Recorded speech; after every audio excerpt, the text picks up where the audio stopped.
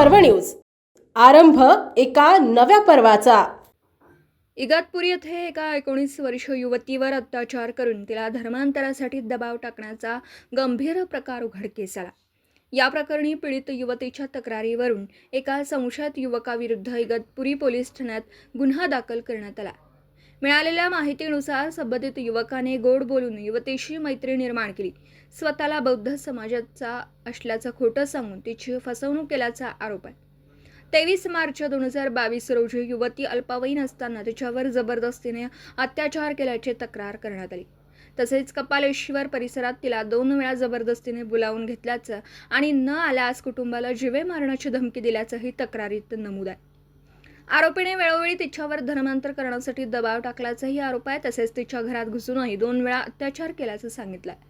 या प्रकरणी पीडित युवतीने इगतपुरी पोलीस ठाण्यात फिर्याद दिल्यानंतर भारतीय न्याय संहिता कलम 64(2) ड 329(2) 351(2) तसेच बालकांचे लैंगिक अपराधांपासून संरक्षण अधिनियम 2012 अंतर्गत कलम 4 व 6 नुसार संशयित आरोपी मुस्तफा शेख राहणार नाशिक याच्या विरुद्ध गुन्हा दाखल करण्यात आला।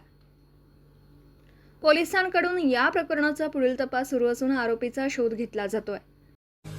पुणे शहरातील आणि जिल्ह्यातील महत्त्वाच्या आणि ताज्या बातम्या पाहण्यासाठी आजच आमच्या आरंभ पर्व न्यूज चॅनलला YouTube वर सबस्क्राइब करा आणि बेल आयकॉन प्रेस करा।